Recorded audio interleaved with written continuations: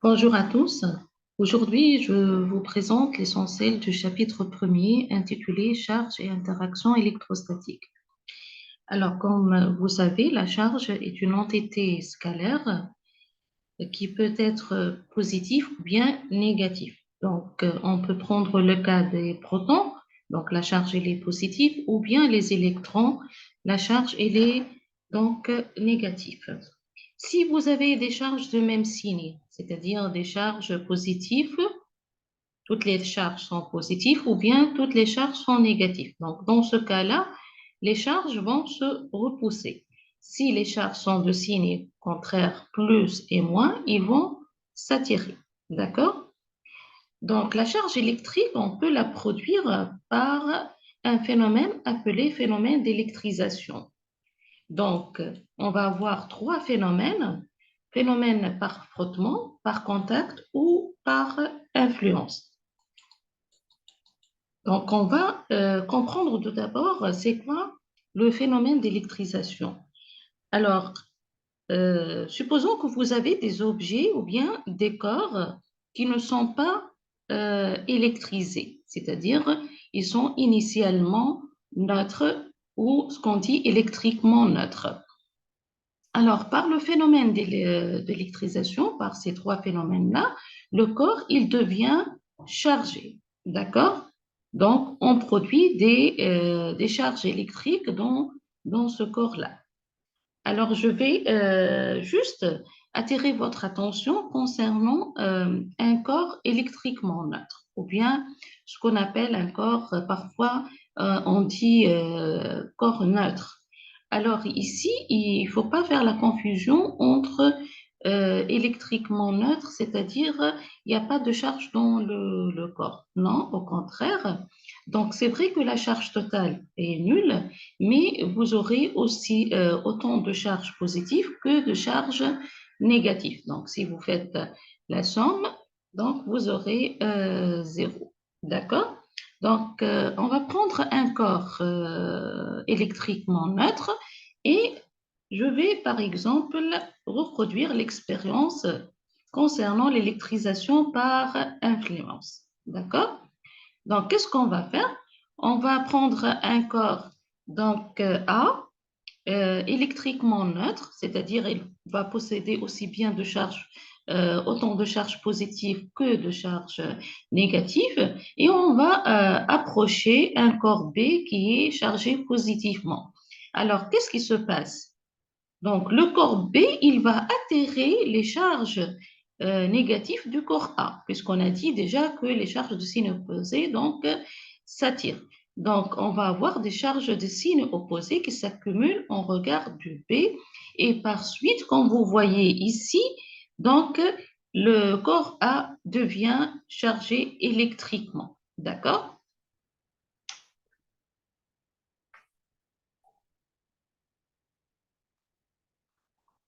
Voilà, donc je vous laisse le soin après de voir aussi les deux autres phénomènes, comment on reproduit des charges électriques donc par frottement ou bien par contact, sachant que ce qu'il faut aussi retenir, que lorsque on fait ce phénomène-là, c'est-à-dire on reproduit des charges, mais la charge totale, elle ne change pas. Comme vous voyez ici, donc vous avez toujours la charge totale, par exemple, de corps A égale à zéro. D'accord? Mais il y a un déplacement des charges. C'est pour cette raison il devient électriquement chargé. D'ailleurs, tout de suite, je vais passer à ce qu'on appelle donc déplacement des charges ou bien donc les charges qui sont libres ou bien qui sont localisées. Effectivement, donc ici, comme je viens de dire, dans tous ces phénomènes d'électrisation, la charge totale avant et après le processus, elle est la même. Ça, c'est une propriété très importante qui est la conservation de la charge. On va donc l'utiliser aussi bien en électrostatique magnétostatique que en électromagnétisme. Donc, la conservation de charge parmi les propriétés importantes dans cette matière-là. D'accord? Maintenant, je vais vous expliquer la différence entre un conducteur et un isolant. Donc, les conducteurs, dans les conducteurs, les charges électriques se déplacent très facilement. En général, ces charges-là, ce sont les électrons. C'est-à-dire, ils sont libres, d'accord? Ou on les appelle aussi délocalisés. Donc, ce déplacement de charge, par la suite, il va créer ce que vous savez, le courant électrique. OK? Donc, pour les isolants, aussi la confusion qui se passe que les isolants ne possèdent pas de charge. Non, ça c'est faux. Les isolants possèdent des charges électriques, mais ces charges restent localisées à l'endroit où elles sont créées. On dit qu'elles sont liées. Donc, ils vont être liés, ne se déplacent pas. Donc, c'est pour cette raison on dit que ces corps-là, ce sont des isolants. D'accord? Voilà. Donc ici, je vais passer à une partie très importante qui est la force d'interaction électrostatique et on va énoncer la loi de Coulomb. D'accord? Donc tout à l'heure, nous avons dit si on a des charges de même signe, donc ils se repoussent, des charges de signe contraire, ils s'attirent, mais comment ils vont se repousser et ils vont s'attirer? Ça, c'est sûrement, ils sont soumis à des forces. Donc, on les appelle les forces électrostatiques. Tout ce qui, puisqu'il y a une interaction entre ces charges-là, cette interaction se traduit physiquement par une force. D'accord? Ici, on a des charges, et avec Alech, on l'appelle force électrostatique. Et aussi, il faut juste un mot sur électrostatique, c'est-à-dire ici, on va étudier tout ce qui est à l'état statique, c'est-à-dire qui ne dépend pas du temps. Donc, par exemple, pour la force, c'est une force électrostatique, c'est-à-dire subie par des charges électriques, mais indépendante du temps, elle va dépendre seulement de l'espace. D'accord? Donc, ici, si je prends le cas de deux charges de même signe, j'ai pris ici le cas des charges positives. D'accord? Donc, je place au point A une charge QA, au point B une charge QB, et ces deux charges-là, ils vont se repousser. OK? Donc, la charge, par exemple, en B est soumise à une force FAB dirigée dans le sens du vecteur AB. C'est l'action de la charge A sur l'action de la charge, sur la charge B. Et la force BA, c'est l'action de la charge B sur A. Donc, ici, les deux charges sont de signes opposés, c'est-à-dire ils sont de même direction. Donc, la somme vectorielle est égale à 0. Ils sont de même direction, mais de sens contraire, puisqu'ils vont se repousser. Donc, la norme de FAB va être exactement la norme de FBA, mais juste le sens, par exemple, le sens de AB, c'est le sens de vecteur directeur AB, et la force FBA, de sens de vecteur directeur BA. D'accord? Je peux avoir la deuxième situation aussi. Donc ici, la deuxième situation, je prends deux charges de signes opposés. Donc, toujours, je vais avoir donc deux forces, d'accord, de même direction et de sens contraire. Ici, les deux charges donc s'attirent, d'accord? Et on a la même propriété que FAB plus FBA égale à 0. Donc, vous voyez, dans les deux cas, j'aboutis à la même intensité de force électrostatique. C'est-à-dire, indépendamment des natures des charges, la force électrostatique, son intensité, elle va s'écrire 1 sur 4 pi epsilon 0, QA, QB, RAB au carré UB. D'accord? Je m'explique. Ça, c'est l'énoncé de la loi de Coulomb. Donc, la force électrostatique, elle va dépendre premièrement de 1 sur 4 pi epsilon 0. Et on peut l'appeler, c'est un facteur K. Je peux même vous donner sa valeur. Epsilon 0, Ça, c'est la permittivité diélectrique du V. D'accord? La force aussi, elle va être inversement proportionnelle à la distance qui sépare les deux charges. RAB. RAB, c'est la distance entre A et B. Donc, elle va être inversement proportionnelle à RAB au carré. Donc, il suffit de connaître la distance entre, par exemple, A et B et les deux charges, la valeur des deux charges QA, QB, vous pouvez directement donner l'intensité de la force électrostatique. D'accord? Donc, si vous avez le AB, le vecteur AB, donc vous voyez dans les deux cas, FAB, il est dirigé toujours donc de A vers B. Donc, ça ne change pas même dans les deux cas. FBA, il est toujours dirigé de B vers A. Soit les deux charges sont de même signe, soit les charges sont de signe contraire. OK?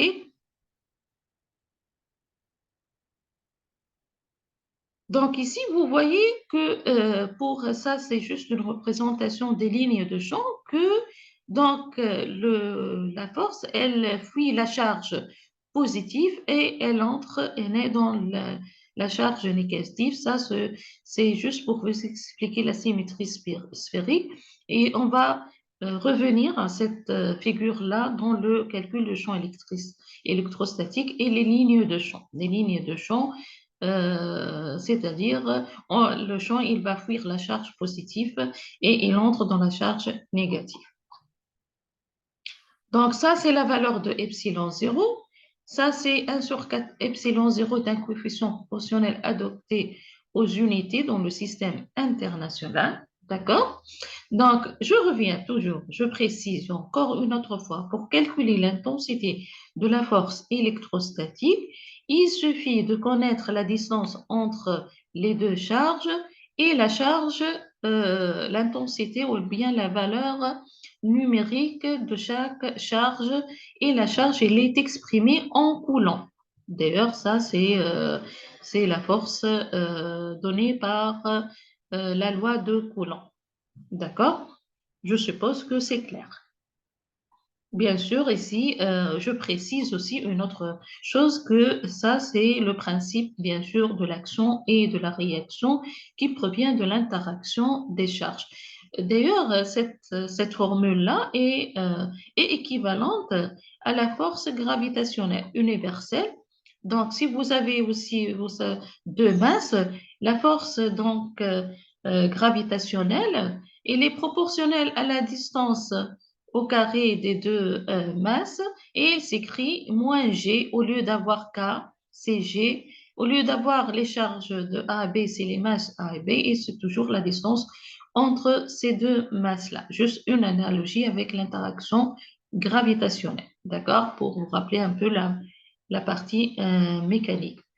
Maintenant, on va passer à la généralisation, sachant que je suis toujours dans le cas où j'ai pris des charges ponctuelles. D'accord? Qu'est-ce que ça veut dire une charge ponctuelle? C'est-à-dire une charge qu'on peut l'assimiler à un point, disons. C'est-à-dire, on peut dire que les dimensions, c'est pratiquement zéro. OK? Donc, qu'est-ce que je vais faire? Je vais, pardon? Donc, voilà, très bien. Donc, je vais généraliser. Au lieu de prendre une seule charge ici, vous voyez, par exemple, je vais prendre plusieurs charges et voir euh, la force totale qui est appliquée, par exemple, au point B. Donc, je viens directement à cette partie-là. Voilà, principe de superposition. Dans un premier temps, je vais prendre trois charges et après, on peut passer directement à la généralisation. D'accord? Donc, je vais prendre dans l'espace trois points, P1, P2 et M, plaçant en M une charge Q. D'accord? Donc, puisque il faut comment calculer la force électrostatique entre deux charges. Donc, dans un premier temps, je vais placer une seule charge au point P1 et je calcule la force électrostatique entre M et P1.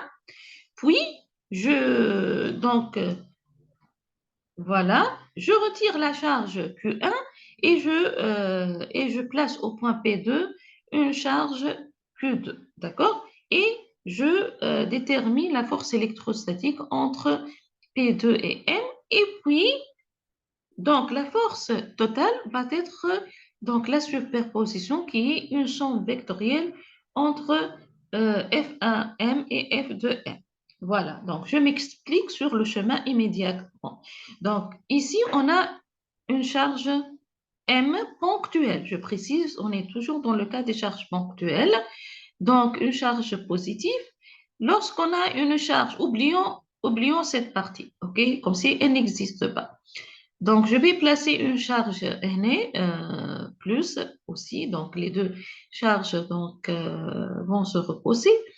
Et je vais calculer l'effet de cette charge placée au point P1 sur M. Donc, j'obtiens une force alignée, bien sûr. On a toujours l'alignement ici, de même direction que de PM et F1M. Oublions ici, maintenant je retire cette charge-là, je vais placer une autre charge, P2, sachant que هذه comme si elle n'existe plus. Donc, la force exercée sur M par la charge P2 qui est positive, elle va être F de M dans la même droite d'action qui m'a même direction, c'est-à-dire dans la même droite d'action que P de M. J'obtiens F de M et une fois vous avez les deux forces, donc il suffit de faire une somme vectorielle comme si vous avez U et V et vous allez continuer le parallélogramme et la diagonale, c'est donc la force totale. Ça, c'est ce qu'on appelle le principe de superposition. Donc, la force Fm va être F1m plus F2m. Maintenant, on va reproduire, voilà, Fm, c'est F1m plus F2m. On va reproduire l'expérience avec plusieurs charges. Ici, je vais prendre n charges. D'accord? P1 placé au point P1, P2, P3 jusqu'à Pn. Donc, je vais avoir une somme vectorielle. Voilà. Donc, la force F de M, ça va être sommation de FIM, donc au point P1, P2, Pm, une sommation, ce qu'on appelle une sommation discrète, c'est-à-dire c'est une sommation finie. D'accord? Donc, ça va être Q, la charge placée au point M. Je peux la faire sortir parce qu'elle ne dépend pas de la sommation. Vous pouvez la laisser ici, hein? Rien ne vous empêche de mettre Q ici. Mais je la fais sortir puisque c'est une constante. Elle n'est pas sommée sur les I. Et puis, j'ai QI sur 4pi epsilon 0. PM en vecteur, hein? Juste PM en vecteur, bien sûr, sur PM3. D'accord? Ou bien, on peut écrire, vous allez me dire, c'est quoi PIM? PIM en vecteur sur PIM, c'est le vecteur unitaire UPM. On peut écrire 1 sur, donc PIM au carré, il y a la distance entre chaque fois le PI et le M, fois le vecteur directeur. On n'a pas changé l'expression. Juste, j'ai intérêt de mettre cette expression sous cette forme-là parce que ce terme-là, dans le chapitre suivant, on va voir qu'il est très, très important. Il va donc traduit par une propriété physique très importante. Bon, pour le moment, si vous avez une charge fixe au point M et plusieurs charges placées au point PI, et allant de 1 à M, la charge totale, par le principe de superposition, c'est la somme. OK? D'accord. Ça, je rappelle que je suis toujours dans le cas où les charges sont ponctuelles. Ce qui physiquement n'est pas vraiment réel. On va voir dans la suite pourquoi c'est pas vraiment réel de faire cette approximation.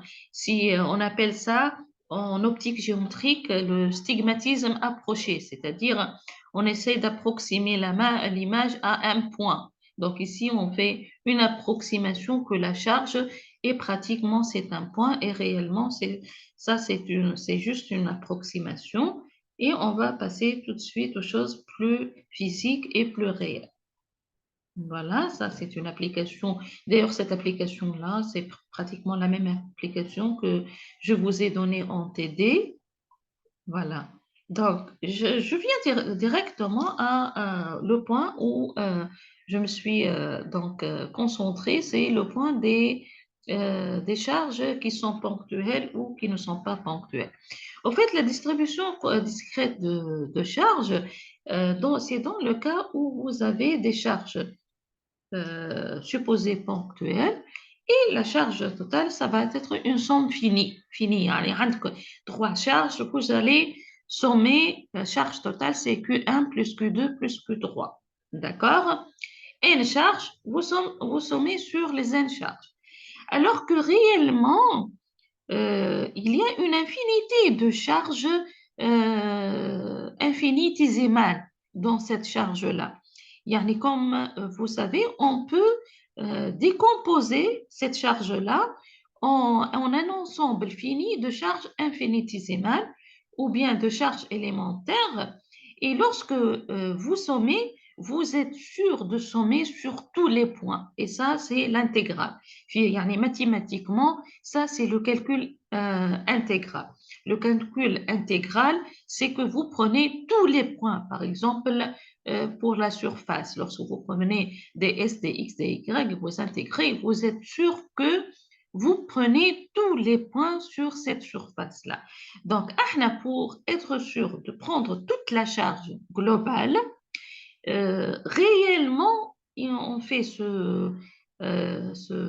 cette division élémentaire et lorsqu'on va intégrer, on est sûr de prendre donc toute la charge totale dans mon système. Donc, ce qu'on appelle distribution contenue de charge.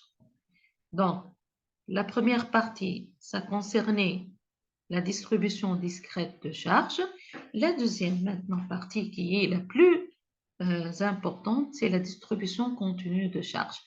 Je divise, voilà, je subdivise la charge Q en des charges élémentaires DQI et puis je somme je fais une intégrale. Donc, je somme dans ce cas-là, la sommation c'est une intégrale et n'est plus ça, c'est une sommation discrète. C'est-à-dire, c'est une sommation discrète puisque c'est une sommation finie.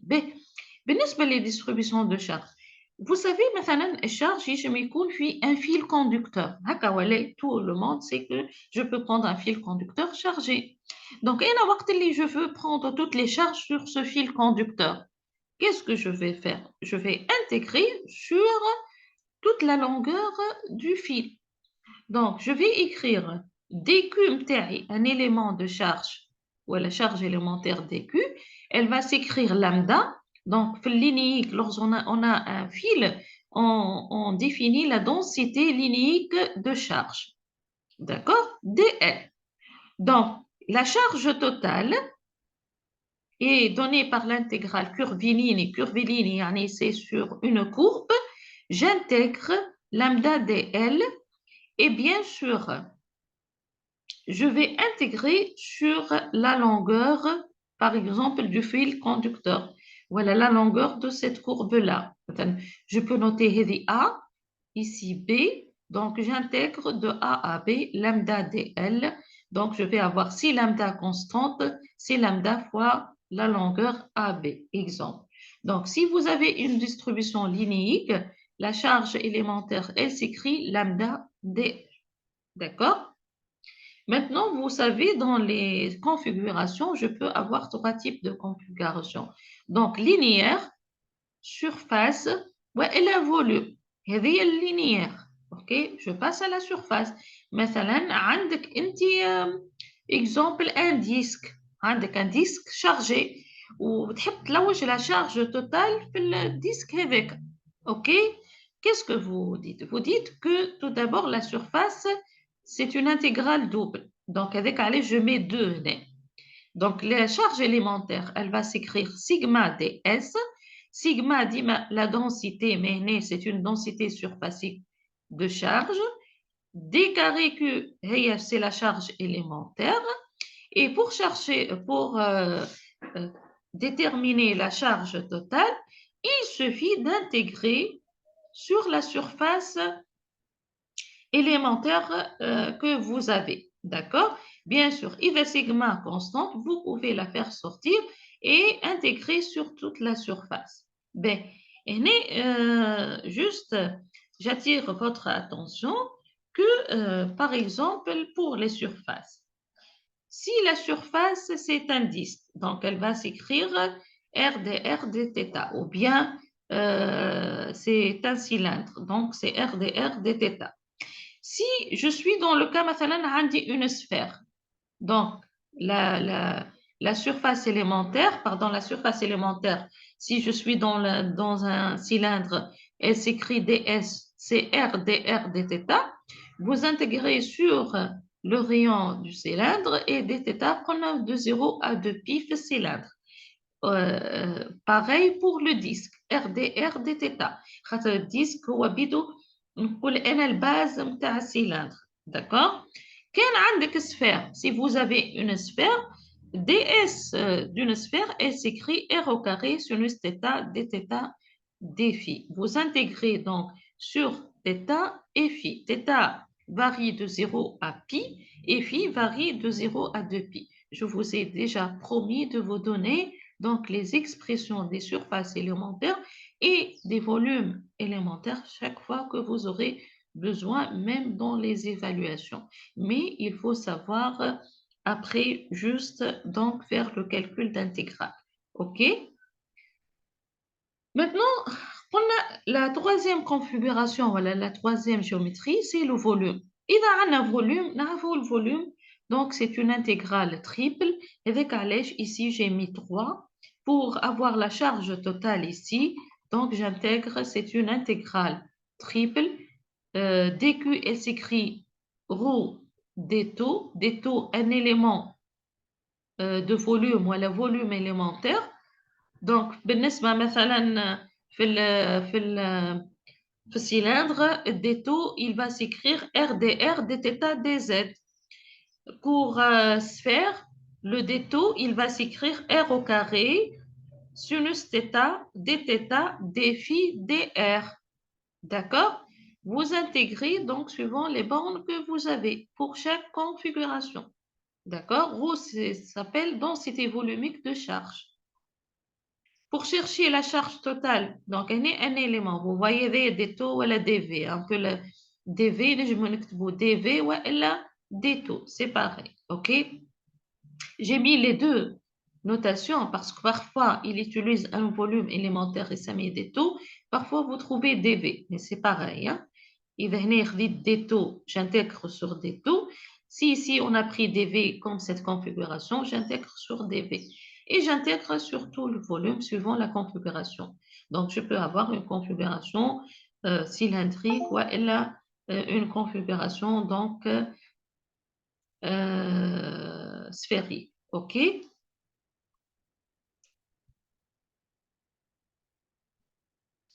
Donc, voilà.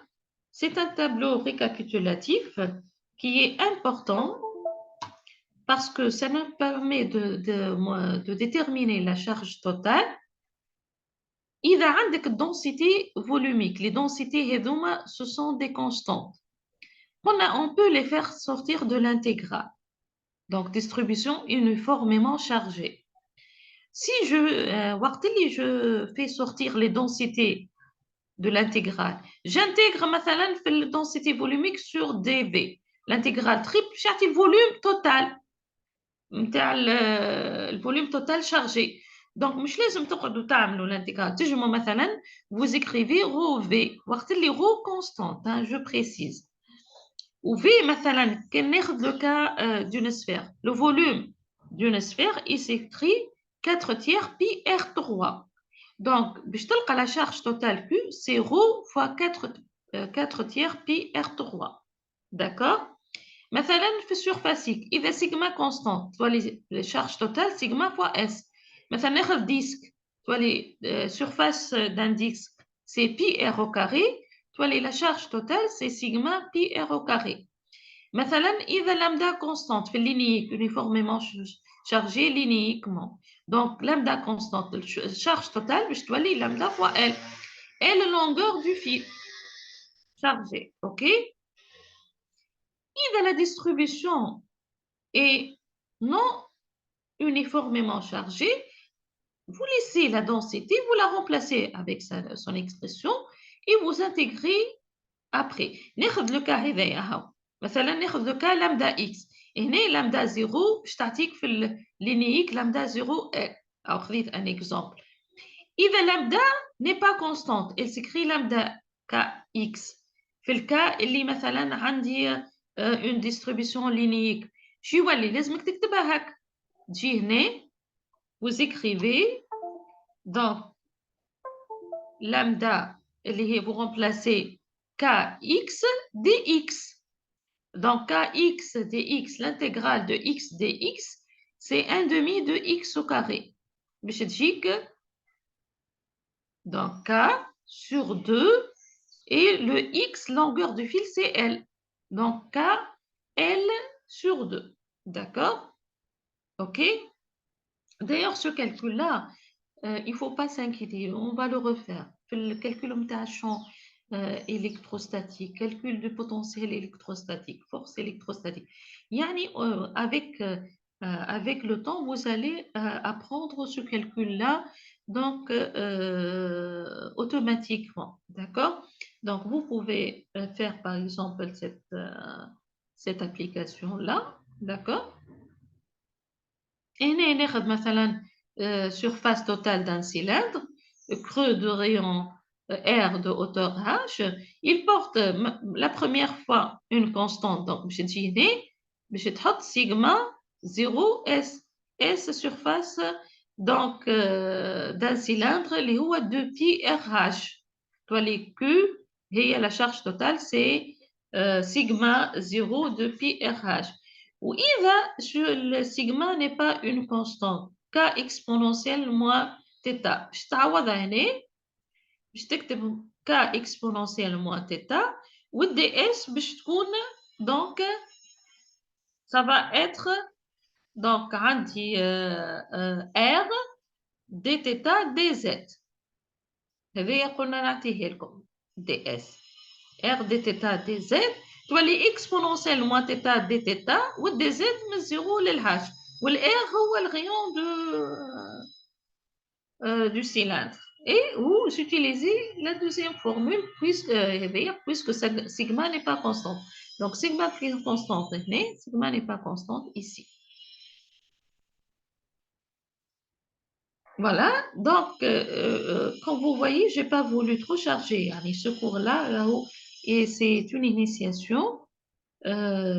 Une fois vous comprenez donc la différence entre charge ponctuelle et charge continue, puisque احنا عملنا في الفورس في البرانسيب de superposition, je reviens au principe de superposition. في البرانسيب de superposition, خذيت des charges ponctuelles. وعملنا la sommation discrète. Alors avec le temps, vous avez compris que réellement, la charge n'est pas... on peut avoir des charges qui ne sont pas ponctuelles, continues. Donc, qu'est-ce que je vais faire? Je vais calculer la charge totale dans le cas d'une... je vais calculer la force totale dans le cas où la charge n'est pas ponctuelle, mais il est contenu. D'accord? Voilà. Interaction toujours, distribution continue de charge. باش ناخذ une charge ponctuelle placée au point M. D'accord? وناخذ au lieu de prendre une charge ponctuelle هنا comme tout à l'heure باش ناخذ un élément de charge ومن بعد نشوف هنا distribution نتاعي يعني انا جو كالكول يعني فعود ناخذ un point باش ناخذ مثلا une surface ici. Au lieu de prendre un point, je vais prendre un volume. D'accord? Et je vais intégrer. Donc, pour prendre la charge totale ici. Donc, qu'est-ce que je fais? Je prends un élément de charge, DQ'. Le principe, il est le même. Donc, si vous avez cette charge-là, l'élément de charge sont de sens, de signe contraire la charge, donc elle va forcer nettoyer. Dans ce cas, de même signe, de manière de même signe, donc la force, elle est toujours portée par la droite d'action de Q dQ'. Là, au lieu de prendre QA, QB, je dois aller Q dQ', وهنا puisque ما عادش عندي ان بوان عندي ان élément donc باش نلقى un élément de force يعني انا باش نلوج الفورس توتال créée par cette distribution de charge باش نعمل une intégrale d'accord يعني نجم ناخذ une مثلا دي كيو بريم ناخذوه سيجما دي اس باش تجي هنا يعني ناخذها une surface مثلا donc هنا باش تولي كيو سيجما دي اس donc droite d'action هذه PM والا تاخذوا le vecteur هذا vous divisez par la distance au carré كيما عملنا juste تاخذ un vecteur directeur هنا ما تاخذش يعني distance en vecteur d'accord وهنا تعمل سيجما دي اس donc هنا تولي دي كاري puisque عندنا une surface ou pour trouver la force totale vous intégrez sur cette surface là كيما عملنا في الشارج يعني باش تولي l'intégrale هنا l'intégrale de sigma ds Q on peut la faire sortir d'accord et je vais avoir donc juste je vais essayer de prendre si je peux voilà noter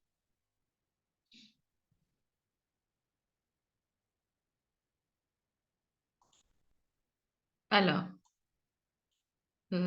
attendez je veux juste écrire ben, voilà, je vais vous écrire.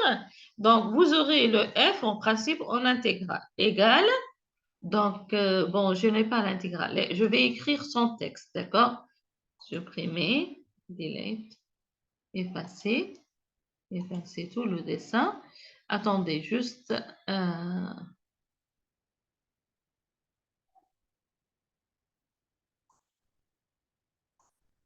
Voilà. Je vais avoir la force.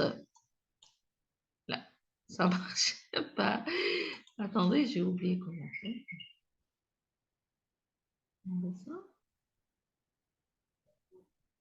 C'est lourd en principe. Voilà. Donc, la force, voilà. La force, quoi, ça.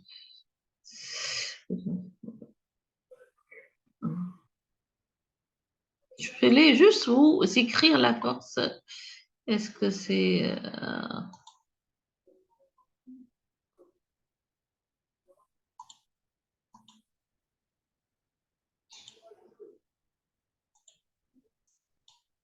Voilà, je vais prendre la force F. Dans le cas où je prends dQ' égale sigma ds. يعني باش ناخذ distribution surfacique. D'accord?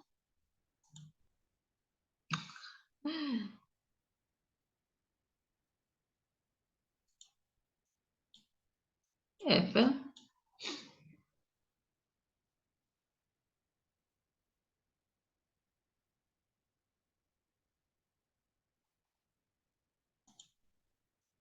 Voilà, F, désolé, hein, F égale. Je vais mettre K اللي هي 1 sur 4 pi epsilon 0. D'accord? Donc, et je vais prendre un nez, comme je viens de dire, distribution surfacique de charge. يعني dQ', باش تتكتب sigma ds. Je remplace. Donc, Q, c'est la constante, on peut la faire sortir.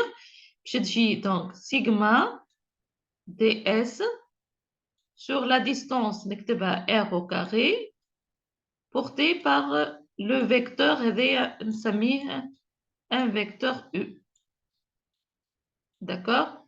Donc, fois le vecteur U. Donc, df. Je ne vais pas intégrer. F, j'intègre. Donc, la force F. Donc, une densité surfacique. Donc, il y a deux. Deux, ça veut dire que je vais avoir deux intégrales. Donc, égal K, Q. Bon, vous pouvez laisser le Q à l'intérieur de l'intégrale, mais intégrale double sigma ds sur R au carré porté par U. Donc, le sigma, si sigma constante, on a de l'intégrale, et si ce n'est pas une constante, on va le مثلا إذا عندي un disque, vous remplacez le ds par R au carré, R, pardon, R dr dθ. D'accord? Donc, toi, l'idée intégrale RdR dθ, par exemple, il y a R pour simplifier, toi, les 1 sur R dr, yani log, مثلا, ou dθ, le R, si c'est un disque, le rayon de disque, مثلا, le grand R, donc, mais 0, le grand R, déjà, je n'ai pas vu la suite, mais j'ai pris le calcul de la force électrostatique aussi pour le cas d'une densité surfacique de l'application. D'accord? Voilà. إذا عندك فولوميك باش تولي رو دي تو هي انتجرال تريبل تعمل رو دي تو تعطي الفوليوم élémentaire مثلا سيلندر ولا نتاع اون سفير سور اير او كاري ديما بورتي بار لا droite d'action هذه داكوغ هذه نجمو نسميوها احنا قلنا le vecteur etc. يعني شفت vous au fait si vous maîtrisez bien le calcul comment on calcule dans un premier temps une charge totale par une distribution contenue de charge, le même calcul, ça se répète donc, dans le cas, donc, des forces élémentaires, ou plus tard le champ électrostatique élémentaire. D'accord? Voilà, donc ici, vous avez une application. J'espère que j'ai pu clarifier au maximum ce cours-là et je vous souhaite donc une bonne donc, révision. Voilà, bon courage pour ce cours-là. Vous aurez donc, vous avez déjà quelques exercices d'application sur ce cours. Et on va se voir aussi en, en ligne pour la suite. Et je vous remercie pour votre attention. Merci.